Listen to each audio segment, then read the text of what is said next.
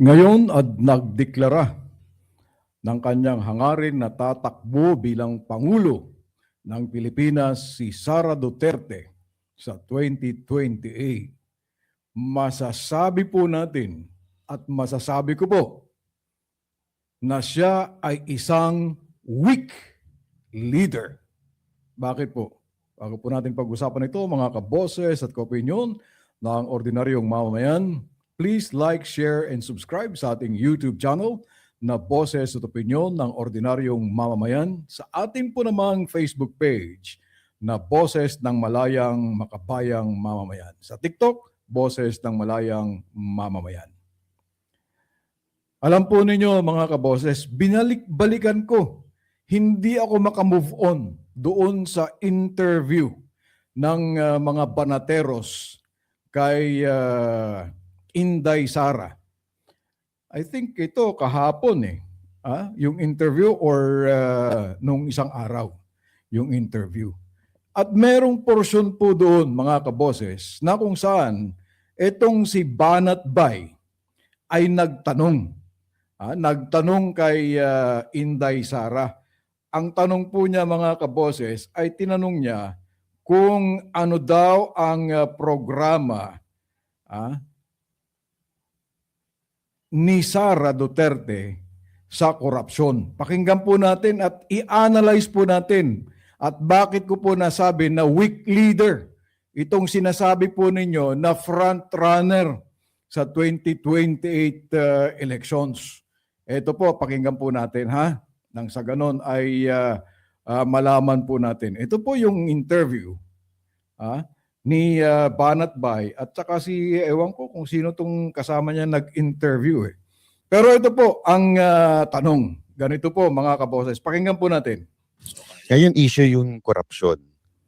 Alam naman natin yan, kaliwat kanan ng korupsyon. Ano ang magiging solusyon ninyo kung sakaling kayong maging Pangulo sa issue ng korupsyon? Unang-una, ano talaga yan yung kamay na bakal sa mga nasa ilalim? Yan. Ang sabi niya, kamay na bakal sa mga nasa ilalim. Parang Digong Duterte lang to, ano? Bakit ko po nasabing Digong Duterte lang mga kaboses? Yung war on drugs ni Digong Duterte, yung mga nasa ilalim lang. Yung mga nasa laylayan sa lipunan na dahil sa kahirapan, dahil sa mga iba't ibang factor ng kanilang buhay ay napariwara sa paggamit ng ipinagbabawal na gamot at yun po ang naging kamay na bakal ni Digong Duterte kung kaya't yun po ang kanyang mga pinapatay. Kaya nga po nandyan sa The Hague si Digong Duterte dahil sa kanyang illegal o kaya'y peke na war on drugs dahil ang kanyang tinira lang ay mga nasa laylayan. Ngayon, dito sa tanong ni Banat Bay kay Sara Duterte, magiging kamay na bakal din daw ang kanyang programa laban sa mga korupsyon pero yung mga nasa ilalim. Ibig sabihin, yung mga buwayanito o kaya'y buwayanita.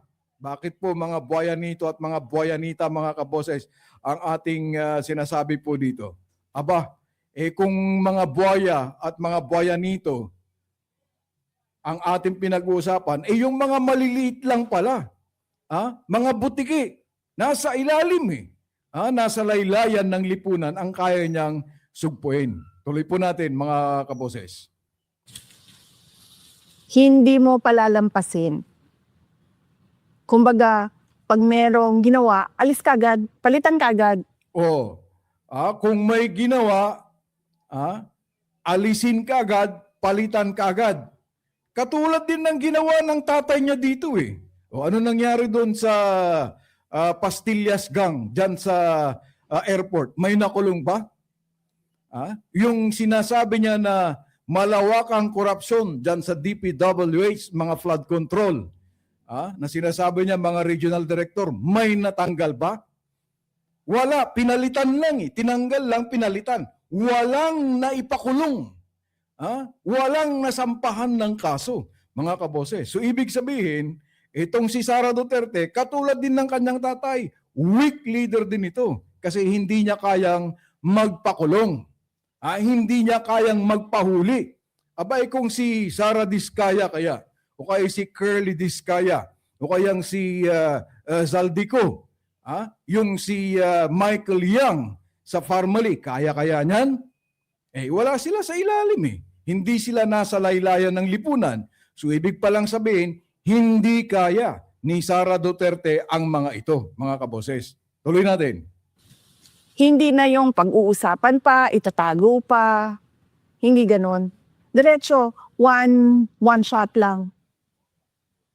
Ikaw may ginawa na pangungurakot, malis ka na dyan. Hanggang doon sa alis ka na lang dyan eh. Alis ka na lang dyan, hindi mo na sasampahan ng kaso, hindi mo ipapakulong. Yun lang ang programa mo sa korupsyon kung ikaw ang mananalong presidente sa 2028. Hindi mo masabi na ikulong, hindi mo sabing bitayin kasi nga ikaw mismo nahaharap sa korupsyon. Tuloy natin. Ganon. Hindi siya dapat patawarin, hindi siya dapat pinapabayaan, at hindi siya dapat na hindi pinapansin. Na kumbaga parang wala lang. Dapat pag merong nangyari, alis, palitan nyo yan.